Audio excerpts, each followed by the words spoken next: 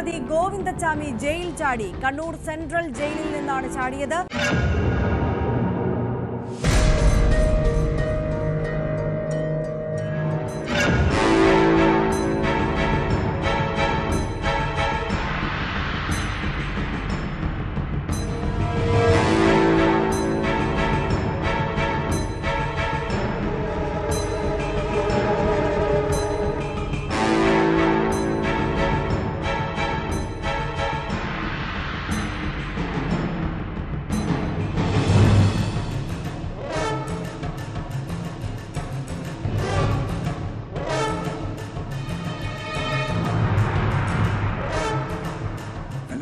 വീഴ്ചയായി, പിന്നെ പിടിക്കുകയും ചെയ്തു. അപ്പോൾ വീഴ്ച പോയല്ലോ. വീഴ്ച പറ്റിയില്ലെങ്കിലും ചാടൂല്ലോ.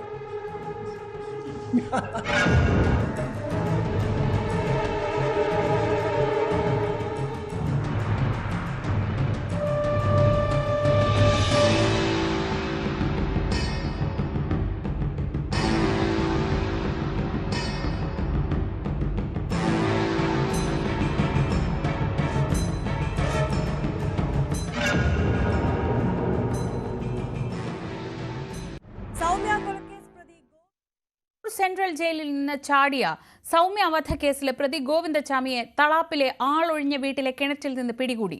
പോലീസും നാട്ടുകാരും ചേർന്നാണ് ഗോവിന്ദച്ചാമിയെ പിടിച്ചത്. നാട്ടുകാർ നൽകിയ വിവരത്തിന്റെ അടിസ്ഥാനത്തിൽ പോലീസ് വീട് വളയുകയായിരുന്നു. കൊടും കുറ്റവാളിയായ ഗോവിന്ദച്ചാമി മണിക്കൂറുകളോളമാണ് പോലീസിനെ മുൾമുനയിൽ നിർത്തിയത്. അതീവ സുരക്ഷയുള്ള കണ്ണൂർ സെൻട്രൽ ജയിലിലെ 10ാം ബ്ലോക്കിൽ 4ാം നമ്പർ സെല്ലിലായിരുന്നു കൊടും ക്രിമിനൽ ഗോവിന്ദച്ചാമി. ഹാക്സോ ബ്ലേഡ് ഉപയോഗിച്ച് സെല്ലിലെ 2 കമ്പികൾ അറുത്തുമാറ്റി. പുലർച്ചെയാണ് ജയിൽ ചാടിയത്. ഇക്കാര്യം ജയിൽ ഉദ്യോഗസ്ഥർ അറിഞ്ഞത് മണിക്കൂറുകൾ വൈകി. നമുക്ക് ലഭിച്ച ഇൻഫർമേഷൻ അനുസരിച്ച് ഇന്ന് രാവിലെ കാലത്തെ 4:15 ശേഷമാണ് കണ്ണൂർ സെൻട്രൽ ജയിലിൽ നിന്ന് ഗോവിന്ദച്ചാമി എന്ന തടവുകാരെ ജയിലിൽ ചാടിയിട്ടുണ്ട്. സംഭവം പുറത്തറിഞ്ഞതോടെ മുക്കിലും മൂലയിലും പരിശോധന. ജയിൽ ചാടുമ്പോൾ ഗോവിന്ദച്ചാമി ഉപയോഗിച്ച തലയിണ ലഭിച്ചു. അതിന്റെ മണം പിടിച്ച പോലീസ് നായ നീങ്ങിയത് തളാപ്പ് ഭാഗത്തേക്ക്.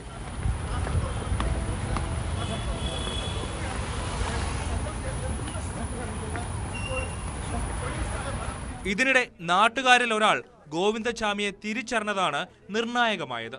ഗോവിന്ദച്ചാമി എന്ന് ദൃക്സാക്ഷി വിളിച്ചപ്പോൾ തിരിഞ്ഞു നോക്കിയ ശേഷം ഇടവഴിയിലേക്ക് ഓടിമറിഞ്ഞു. ഗോവിന്ദച്ചാമിയെ തിരിച്ചറിഞ്ഞ VM വിനോജ് എന്നയാൾ ടൗൺ പോലീസിനെ വിവരമറിയിച്ചു. അപ്പോൾ ഞാൻ നോർമലി വണ്ടി ഓടിക്കുന്ന ആ ഇടത് സൈഡ് തന്നെയാണ് അയാൾ വന്നിട്ടുണ്ടായിരുന്നത്. അപ്പോൾ ഞാൻ അയാൾ അടുത്തെത്തി ഇപ്പം ജസ്റ്റ് ഒന്ന് കണ്ടു. അപ്പോൾ അയാൾ ജസ്റ്റ് ഒന്ന് നോക്കി നോർമലി അങ്ങ് നടന്നുപോയി. അപ്പോൾ ഞാൻ ജസ്റ്റ് തൊട്ടടുത്ത ഒരു ചായക്കടയിലുള്ള ഒരാളോട് ചോദിച്ചു, ഇത് ഇന്ന ആളാണോ സംശയമുണ്ടെന്ന് പറഞ്ഞു.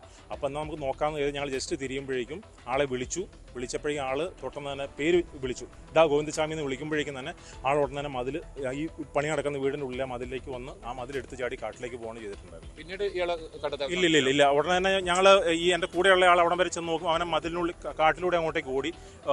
ഉടനെ ഞങ്ങൾ പോലീസ് സ്റ്റേഷനിൽ വിവരം അറിയിക്കുക ചെയ്തിട്ടുണ്ടായിരുന്നത്.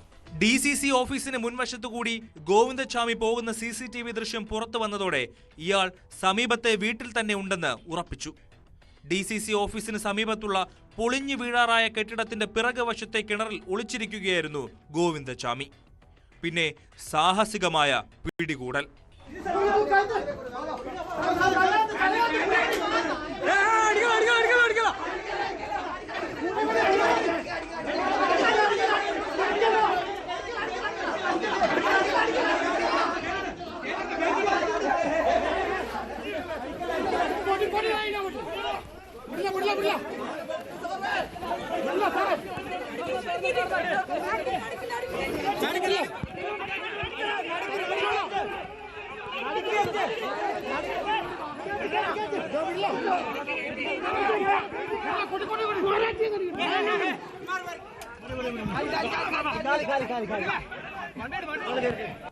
മൂന്ന് മണിക്കൂറിലധികമാണ് ഗോവിന്ദച്ചാമി കേരള പോലീസിനെ മുൾമുനയിൽ നിർത്തിയത്.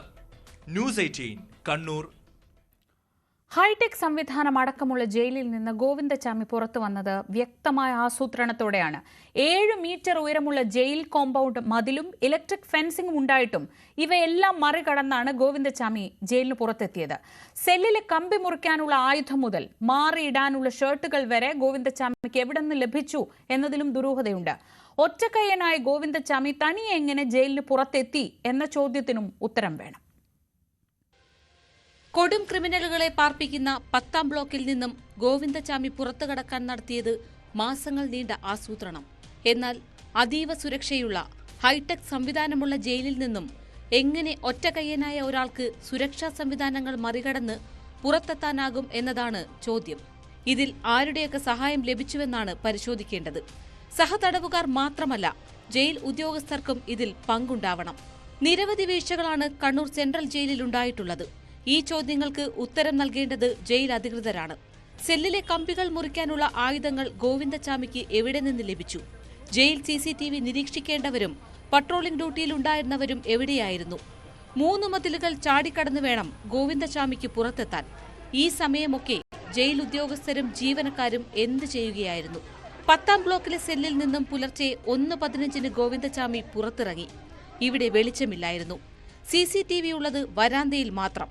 3 മതിലുകൾ ചാടിക്കടക്കാൻ എടുത്ത 4 മണിക്കൂർ ഉദ്യോഗസ്ഥർ എന്ത് ചെയ്യുകയായിരുന്നു? ജയിലിൽ വെള്ള വസ്ത്രങ്ങളാണ് തടവു പുള്ളികൾക്ക് നൽകുക. എന്നാൽ ജയിൽ ചാടിയ ഗോവിന്ദച്ചാമി കറുത്ത ഷർട്ടും പിന്നീട് വെള്ള വസ്ത്രവും മാറിയതെങ്ങനെ? ഇയാൾക്ക് വസ്ത്രം എവിടെ നിന്ന് കിട്ടി? ഇന്നലെ രാത്രി കനത്ത മഴയായിരുന്നുവെന്നും 1:10 വാർഡൻ ടോർച്ചടിച്ച് പരിശോധിച്ചപ്പോൾ ഗോവിന്ദച്ചാമി ചുവരിനോട് ചേർന്ന് പുതച്ചുമൂടി കിടന്നുറങ്ങുകയായിരുന്നുവെന്നുമാണ് ജയിൽ അധികൃതരുടെ വിശദീകരണം. ജയിൽ ചാടിയപ്പോൾ പരിക്കേൽക്കുന്നത് ഒഴിവാക്കാൻ തലയിണ താഴെയിട്ടുവെന്നും ഇത് മണം പിടിച്ചാണ് പോലീസ് നായ ഇയാളിലേക്ക് എത്തിയതെന്നും അധികൃതർ. ജയിലിന്റെ കോമ്പൗണ്ടിന്റെ ആ ഭാഗത്ത് നിന്ന് ഒരു തുണി ഉപയോഗിച്ചുകൊണ്ട് കിട്ടിയിട്ടാണ് ചാടിയിരിക്കുന്നത്. ബാക്കി അതിനുശേഷം പുറത്തോട്ട് എവിടേക്ക് പോയിരിക്കുന്നു എന്നുള്ള കാര്യങ്ങൾ നമ്മൾ അന്വേഷിച്ചുകൊണ്ടിരിക്കുകയാണ്. എല്ലാ ഭാഗത്തും വ്യാപകമായ അതെ, ജയിലിന്റെ അടിസ്ഥാനത്തിലുള്ള CCTV പരിശോധിച്ചുകൊണ്ടാണ് നമ്മൾ ഈ ഒരു കാര്യം പറഞ്ഞിരിക്കുന്നത്. അപ്പോൾ അതിനുശേഷം എവിടേക്കൊക്കെ പോകാൻ സാധ്യതയുണ്ട് എന്നുള്ള കാര്യത്തെ പറ്റിയിട്ടൊക്കെ കൂടുതലായിട്ട് പോലീസ് അന്വേഷിച്ചുകൊണ്ടിരിക്കുകയാണ്. ഈ വിവരം പ്രത്യേകിച്ചിട്ട് കറുത്ത ഷർട്ട്, കറുത്ത പാന്റ് തുടങ്ങിയ ബന്ധപ്പെട്ട വിവരങ്ങൾ പരമാവധി ആൾക്കാരിലേക്ക്. കണ്ണൂർ സെൻട്രൽ ജയിലിൽ DGPയുടെ സന്ദർശനം നടക്കാനിരിക്കെയാണ് ഗുരുതര സുരക്ഷാ വീഴ്ചയെന്നതും ഗൌരവം കൂട്ടുന്നു. ജയിൽ ചാടാനായി ഗോവിന്ദച്ചാമി മാസങ്ങൾക്ക് മുൻപേ തയ്യാറെടുപ്പ് നടത്തിയിരുന്നു. ഇയാൾ ചോറ് കഴിച്ചിരുന്നില്ല. മാസങ്ങളായി കഴിച്ചത് ചപ്പാത്തി മാത്രം. ഇതിനായി ഡോക്ടറിൽ നിന്നും പ്രത്യേക അനുമതിയും വാങ്ങി. ശരീരഭാരം പകുതിയായി കുറച്ചു. കമ്പിക്കുള്ളിലൂടെ കടക്കണമെങ്കിൽ തടിച്ച ശരീരമുള്ളയാൾക്ക് സാധിക്കില്ല. ഇതായിരുന്നു ലക്ഷ്യം. ന്യൂസ് 18 കണ്ണൂർ. പിടിയിലായ ഗോവിന്ദച്ചാമിയെ ജയിലിലെത്തിച്ച് തെളിവെടുത്തു. ജയിൽ ചാട്ടത്തിൽ ഗോവിന്ദച്ചാമിയെ 14 ദിവസത്തേക്ക് റിമാൻഡ് ചെയ്തു. വിവരങ്ങളുമായി KV ബൈജുവും VV വിനോദും ചേർന്നു. ബൈജു, ഏറെ ഒരു 12 മണിക്കൂറൊക്കെ ആവുമ്പോഴത്തേക്ക് നാടകീയമായ ഒരു ദിവസത്തിന്റെ അവസാനം ഇപ്പോൾ 14 ദിവസത്തേക്ക് ഗോവിന്ദച്ചാമിയെ റിമാൻഡ് ചെയ്തു എന്ന വിവരങ്ങളാണ് വരുന്നത്. അതീവ സുരക്ഷാ മേഖലയായ കണ്ണൂർ സെൻട്രൽ ജയിലിൽ നിന്ന് ഗോവിന്ദച്ചാമിയെ പോലെ പുറം ലോകം കാണരുതെന്ന് കോടതി നിർദ്ദേശിച്ച ഒരു പ്രതി ചാടിപ്പോയത് ചില്ലറ നാണക്കേടല്ല ജയിൽ വകുപ്പിന് ഉണ്ടാക്കിയിട്ടുള്ളത്. ഇന്നത്തെ ദിവസം എങ്ങനെയായിരുന്നു കണ്ണൂരിൽ? തീർച്ചയായും ശ്രീജ, ഇതിൽ ഏറ്റവും പ്രധാനം ഇപ്പോൾ 14 ദിവസത്തേക്ക് ഇയാളെ റിമാൻഡ് ചെയ്തു. കണ്ണൂർ സെൻട്രൽ ജയിലിലേക്ക് തന്നെ കൊണ്ടുപോയി. ഇനി ജയിൽ മാറ്റം സംബന്ധിച്ച് ജയിൽ വകുപ്പുമായി ആലോചിച്ച് മാത്രമേ തീരുമാനമുണ്ടാകൂ. പ്രധാനമായും ഇയാളുടെ മൊഴി ജയിൽ ചാടിയത് ഈ കണ്ണൂരിൽ നിന്നും മാറാൻ വേണ്ടിയാണ് ഇത്തരത്തിലൊരു ജയിൽ ചാട്ടം എന്നാണ്. അതോടൊപ്പം ഒരു സഹതടവുകാരനുമായി ഇത്തരത്തിൽ കൂടിയാലോചന നടത്തി. പക്ഷേ അയാൾക്ക് ഇയാളോടൊപ്പം ജയിലിൽ നിന്നും കടക്കാൻ സാധിച്ചിട്ടില്ല. തമിഴ്നാട്ടിലേക്ക് കടക്കാനായിരുന്നു തീരുമാനം. ഈ പകൽ ഇത്തരത്തിൽ ഒളിച്ചിരുന്ന് അതിനുശേഷം രാത്രി രക്ഷപ്പെടുക, ഇതായിരുന്നു ഇയാൾ മൊഴി. പക്ഷേ ഇപ്പോഴും ഇത് വിശ്വസിക്കുന്ന രീതിയിലല്ല കാര്യങ്ങളുള്ളത്. എങ്ങനെയാണ് ഒരു മാസം അല്ലെങ്കിൽ ഇത്ര സമയമെടുത്ത് ഇത്രയും സുരക്ഷാ സംവിധാനമുള്ള ഒരു കണ്ണൂർ സെൻട്രൽ ജയിൽ പോലുള്ള സ്ഥലത്ത് ഒരു പ്രതിക്ക് ഇത്തരത്തിൽ രക്ഷപ്പെടാൻ സാധിക്കുക എന്ന ചോദ്യം ഇപ്പോഴും ബാക്കിയാവുകയാണ്. ഇതിൽ